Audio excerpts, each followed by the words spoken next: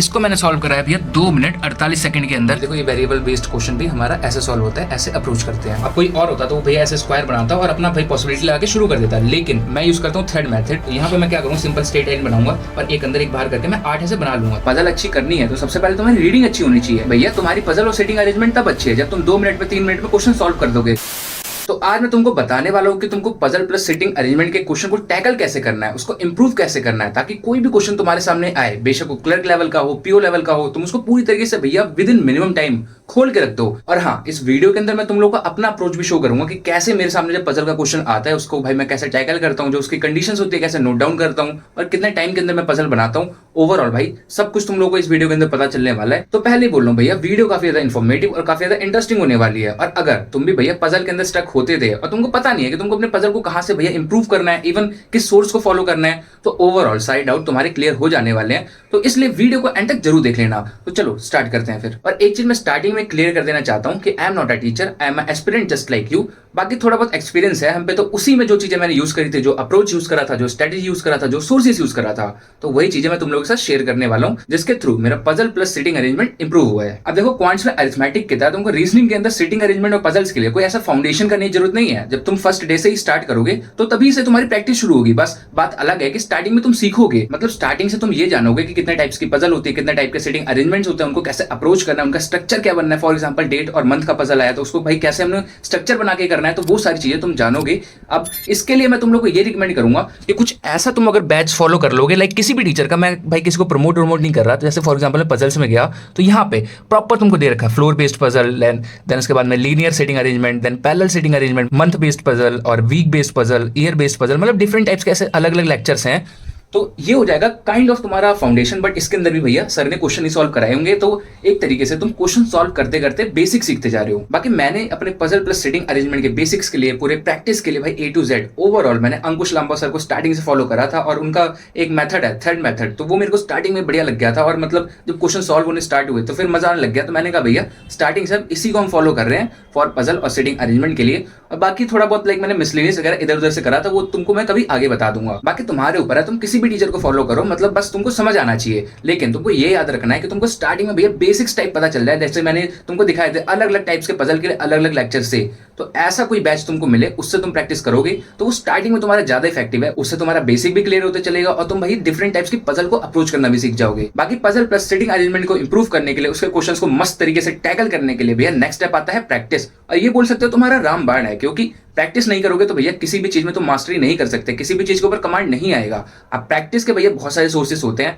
तो मैंने कैसे भाई क्या सोर्स यूज करा था, मैंने कैसे प्रैक्टिस करी थी, सब कुछ मैं तुम लोगों को बताने वाला हूं। लेकिन उससे पहले तुम लोग एक बार जाके मेरा अप्रोच देख लो कि भैया जब भी कोई सभी पजल का क्वेश्चन मेरे सामने आता है, रेदर इट्स क्लर्क लेवल का या पीओ लेवल का, तो मैं कैसे टैकल करता हूं, मैं कैसे कंडीशंस को नोट डाउन करता हूं, जिसमें भाई मोस्टली लोग गलती करते हैं। तो एक बार देख लो, मैंने 2-3 क्वेश्चन अटेम्प्ट करे थे, फिर उसके बाद तुमसे दोबारा मिलता हूं। अरे डेजिग्नेशन बेस्ड पजल देखो, इसके अंदर 9 पर्सन है और ये बिना वेरिएबल की पजल है, और इसको मैंने सॉल्व कराया भैया 2 मिनट 48 सेकंड के अंदर, जो कि पीओ के पजल के अकॉर्डिंग भाई काफी सही टाइम है। अब तुमको इसका मैं फास्टेस्ट अप्रोच बताता हूं, तो एक बार तुम देखो। सो इसके अंदर हमको 9 पोजीशन दे रखे हैं। सबसे पहले सारी पोजीशंस को नोट डाउन कर लेते हैं। सबसे पहले है चेयरमैन, फिर है एमडी, फिर उसके बाद में है सीईओ, फिर है जनरल मैनेजर, फिर है अपना असिस्टेंट मैनेजर, उसके बाद में है अपना मैनेजर, फिर डिप्यूटी मैनेजर, पीओ और क्लर्क। अब ऐसे यहाँ पे चेयरमैन था, क्लर्क था, तो मैंने भाई सीएल लिख दिया क्लर्क के साथ, वरना ऐसे कंफ्यूजन आती है कभी कभी।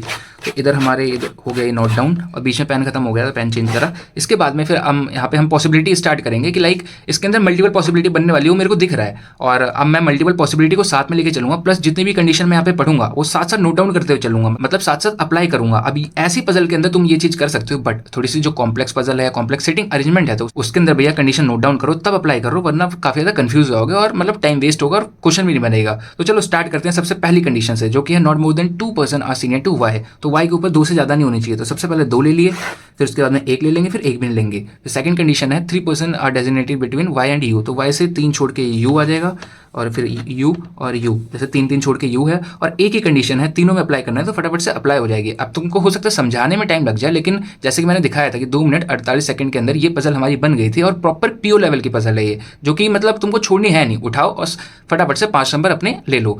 देन थर्ड यहाँ पे पॉसिबिलिटी हमारी बन जाएगी कि W is 2 person senior to U. तो यू से 1 छोड़ के डब्ल्यू, यू से 1 छोड़ के डब्ल्यू, यू से 1 छोड़ के डब्ल्यू। फिर इसकी अगली कंडीशन है T is immediately senior to W, फिर डब्ल्यू के ऊपर जस्ट टी, ठीक है टी।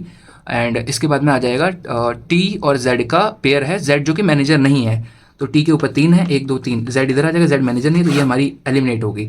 और देखो जैसे जैसे तुम कंडीशन पढ़ते जाओगे तो वैसे वैसे तुम्हारी पॉसिबिलिटी एलिमिनेट होती जाएगी। तो जैसे एक ये होगी, अब इन दोनों में से कोई पॉसिबिलिटी हमारी लाइक आंसर हो जाएगी। इसके बाद में अगली कंडीशन में मूव करें जो कि है जेड और आर के बीच में भैया 3 कम है कंपेयर टू एक्स से जितने जूनियर हैं, ठीक है।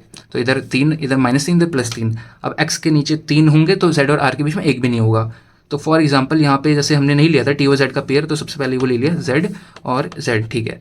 अब इसके बाद में जेड से आर के बीच में मैं 1 ले रहा हूँ, तो इधर एक्स के नीचे 4 होंगे, तो 1 2 3 4, तो ठीक है। एक तो ये पॉसिबिलिटी बन रही है, और उधर भी इधर भी काफ़ी सारी बन सकती है। तो सबसे पहले इसको हम देखते हैं, ये एलिमिनेट होगी वरना ये आंसर बनती है, देखते हैं क्या होता है। देन इसके बाद में लास्ट जो कंडीशन है हमारी, तो वो है V is neither senior to S, मतलब वी हमेशा जूनियर रहेगा एस से, और जो एस है वो भैया डीएम से लाइक सीनियर रहेगा, डीएम से जूनियर नहीं रहेगा। तो एस को अगर मैं यहाँ लूँगा और वी यहाँ जाएगा तो एस हो जाएगा डीएम से जूनियर, तो ये भी हमारी कंडीशन एलिमिनेट हो रही है। अब इसके बाद में लास्ट वाली चेक करूँ मैं, तो जेड के जस्ट नीचे मैं आर ले सकता हूँ, और वी के नीचे 3, एक्स के नीचे 3 आना चाहिए, तो 1 2 3 छोड़ के एक्स।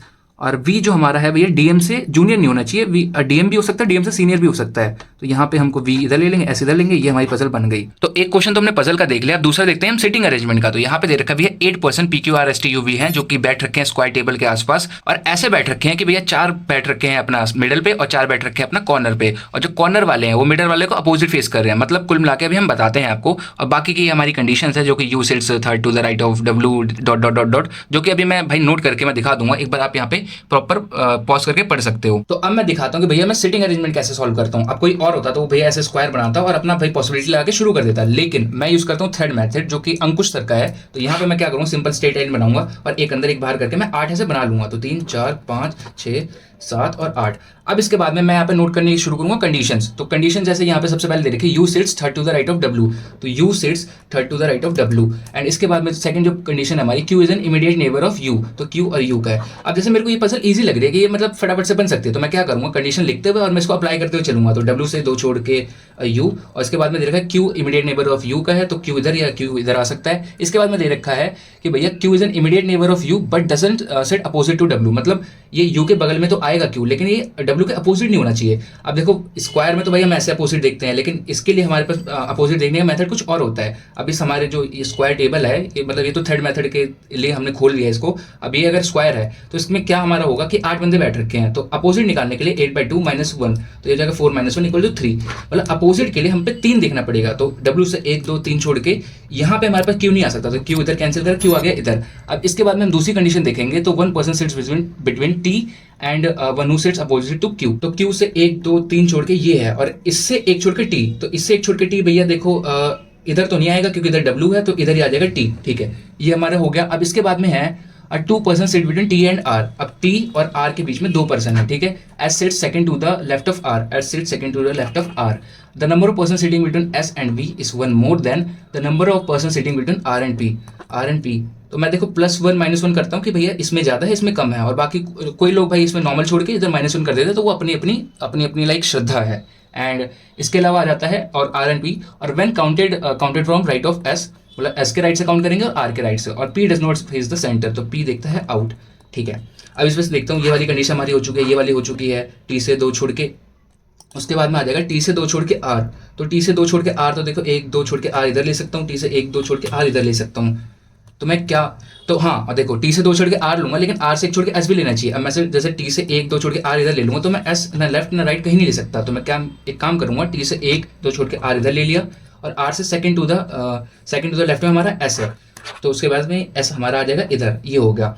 अब इसके बाद में दे रखा है एस से राइट में वी और आर से राइट में पी, मतलब एस से राइट में वी में 1 ज्यादा है, आर से राइट में पी में 1 कम है। तो एक काम करता हूँ मैं कि एस से 1 2 छोड़ के इधर आ जाएगा वी हमारा, इधर ले लिया, मतलब मैं ट्राई कर रहा हूँ, ये पता नहीं सही भी हो सकता है गलत भी हो सकता है। फिर उसके बाद में आर से 1 छोड़ के पी, ओके, ये तो सॉल्व हो गया भाई। सिंगल हमारा सिंगल ट्रिक में, लाइक ये जो थ्रेड मेथड होता है इससे सिंगल अटेम्प्ट में हमारा सॉल्व हो जाता है। बाकी इसमें एक चीज और रह गई थी कि भैया पी हमारा आउट देख रहा है, तो पी जिधर देखेगा तो ये सारे जो ये नीचे वाले देखने वाले आउट हो जाएंगे और ये इन हो जाएगा। तो अब तुम लोगों का डाउट आ रहा हो कि भैया हल्के फुल्के क्वेश्चन तो कोई भी सॉल्व कर लेगा, कुछ अच्छे सॉल्व करके दिखाओ। तो ये है क्वेश्चन भैया सिंगल वेरिएबल के साथ में डेट और मंथ पजल है।